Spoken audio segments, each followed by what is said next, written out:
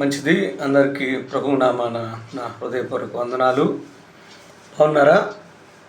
మరి స్థానిక సంఘంలో అనేక మంది చదువుకుంటూ బయట ప్రాంతాల్లో ఉన్నారు, ఉద్యోగాలు చేసుకుంటూ బయట ప్రాంతాల్లో ఉన్నారు. ఈ టీవీలలో, యూట్యూబ్స్లో వచ్చే రకరకాల బోధలను బట్టి గలిబిలి చెందుతూ వాక్యం అందించమని కోరుతూ వస్తూ ఉన్నారు. ప్రభు కృపను బట్టి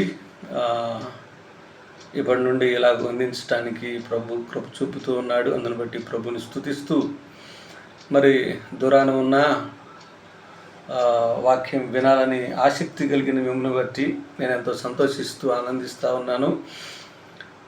మిమ్మల్ని బట్టి మీకు ప్రత్యేకంగా నా ధన్యవాదాలు, వందనాలు తెలియజేస్తూ ఉన్నా. నేను కూడా ధ్యానించే అంశాలు ఎక్కువగా అందించడానికి అవి ఇలా యూట్యూబ్లో సేవ్ చేయబడి భవిష్యత్తులో కూడా మరొకరికి ఉపయోగకరంగా ఉండటానికి కూడా వీలుగా ఉంటుంది. కాబట్టి ఇలా మీకు వాక్యం అందించడానికి కూడా ప్రతిరోజు నేను ఎక్కువగా వాక్యం చదవటం, ధ్యానించటం మరి ఎక్కువగా జరిగించగలను, ఎక్కువ ఈ పరిచర్యలో ఉండగలను. కాబట్టి మీ హృదయంలో ఆశ లేపిన ప్రభువుని మొదటిగా స్తుతిస్తూ ఉన్నాను. మీకు వినడం ఎంత ఇష్టమో మీకు వాక్యం నేర్పించటం నాకు అంతే ఇష్టం. అపోస్తుల కార్యములు 20వ అధ్యాయంలో పౌలు అంటాడు, ఎఫెసీ పెద్దలను పిలిచి వెళ్తూ నాకు తెలిసిందంతా దాచుకోకుండా మీకు తెలియజేశాను, నేర్పించాను అని అంటాడు. కాబట్టి నాకు తెలిసింది ప్రభు నాకు నేర్పించింది నేను మీకు నేర్పాలని ఆశపడుతున్నాను. నేర్చుకోవాలని ఆసక్తి కలిగిన మీ అందరికీ మరొకసారి ప్రభువుని బట్టి నా హృదయపూర్వక వందనాలు తెలియజేస్తూ, దైవ గ్రంథమైన బైబిల్లో మనకు తెలుసు 66 గ్రంథాలు ఉన్నాయి. పాత నిబంధనలో 39, అలాగే క్రొత్త నిబంధనలో 27 గ్రంథాలు ఉన్నాయి. క్రొత్త నిబంధనలో 4 సువార్తలు ఉన్నాయి, దాన్ని మెరిగినవి. అందులో నుండి లూకా సువార్తను బైబిల్ స్టడీగా మనం ధ్యానం చేద్దాం. రోజు ఒక 10 నిమిషాలు వీడియో అందించడానికి ప్రయత్నం చేస్తాను. ప్రార్థించండి. నా ఆరోగ్యం మీరు ఎరుగుదురు, కొంత బలహీనత, ఈ టెక్నాలజీలు అవన్నీ ఉపయోగించటం నాకు కొంచెం స్ట్రెయిన్గా ఉంటుంది. కాబట్టి అర్థం చేసుకుని ప్రార్థించి సహకరించాలనే ప్రేమతో మనం చేస్తూ, పాత నిబంధనలో ఉన్న 39 గ్రంథాలు ప్రభు యేసుక్రీస్తు వారి యొక్క రాకను గురించి మనకు తెలియచేస్తూ ఉన్నాయి. ఆయన వస్తాడు, స్త్రీ సంతానంగా వస్తాడు అని ఆదికాండంలో, అలాగే పస్కా బలిపశువుగా వస్తాడని నిర్గమాకాండంలో, ప్రధాన యాజకునిగా వస్తాడని లేవియాకాండంలో, ఇలాగూ 39 గ్రంథాలలో ఎన్నో వందల వేల కోణాలలో ప్రభు రాకను గురించి, ఆయన పుట్టుకను గురించి, ఆయన మరణాన్ని గురించి, పునరుద్ధానాన్ని గురించి వ్రాయబడింది. తెలియజేసినట్లుగానే పాత నిబంధనలో ప్రభు ఈ లోకానికి వచ్చాడు. ఆయన వచ్చాడన్న సంగతి 4 సువార్తలు తెలియజేస్తూ ఉన్నాయి.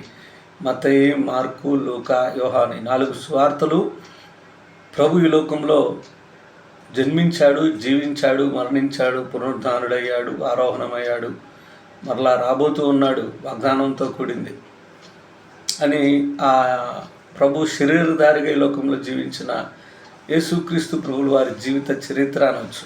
Autobiography of the lord Christ Jesus 4 సువార్థికులు రాశారు. మనం లోకాన్ని ధ్యానం చేస్తూ ఉన్నాం.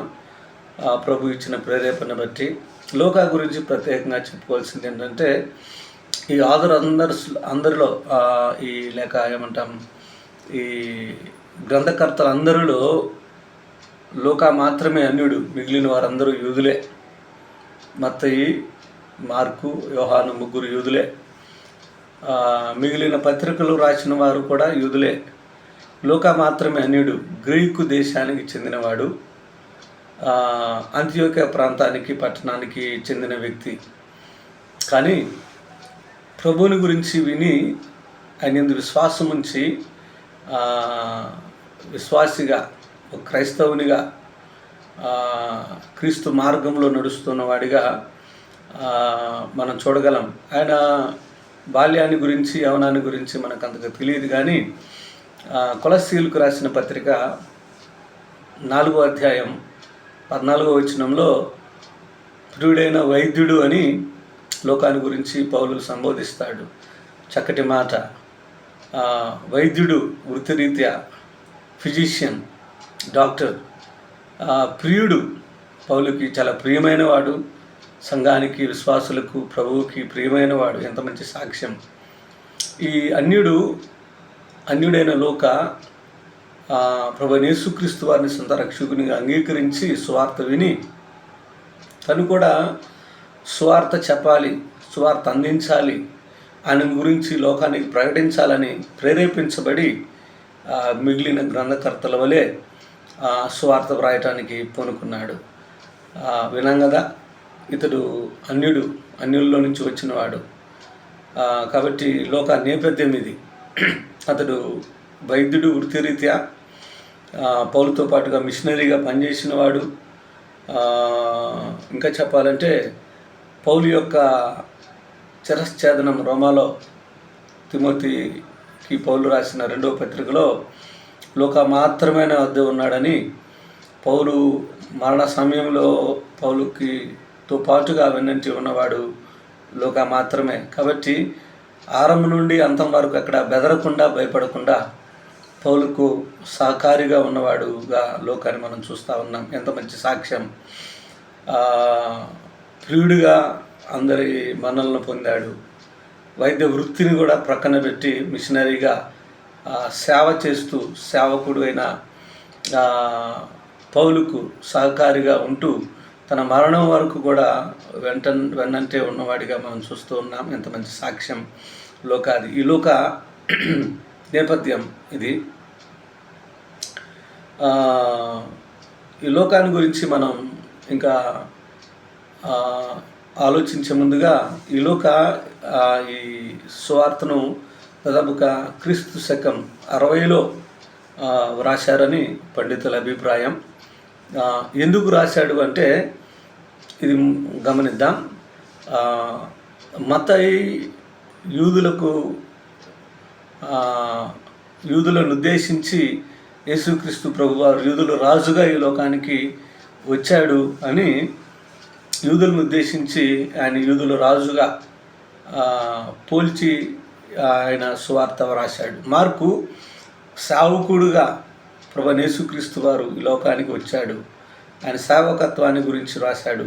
విధేయత చూపి మరణం పొందినంతగా విధేయత చూపిన వాడై అని ఫిలిప్పీ పత్రిక 2వ అధ్యాయంలో మనం చదువుకుంటాం కదా. కాబట్టి తన మరణం ద్వారా నశించిన మానవాళిని మరలా రక్షించటానికి ఒక సావుకునిగా, విధేయుడైన సావుకునిగా వచ్చాడని మార్కు సువార్తలో ప్రభుని చూపించాడు. యోహాను దేవుని కుమారుడైన యేసుక్రీస్తుగా ఆయన దేవునిగా చూపించాడు. మార్కు ప్రభు యేసుక్రీస్తు వారిలో ఉన్న మానవ కోణాన్ని మానవునిగా చూపించడానికి ప్రయత్నం చేశాడు. మానవుడు, సన్ ఆఫ్ మ్యాన్, మనుష్య కుమారుడు అంటారు.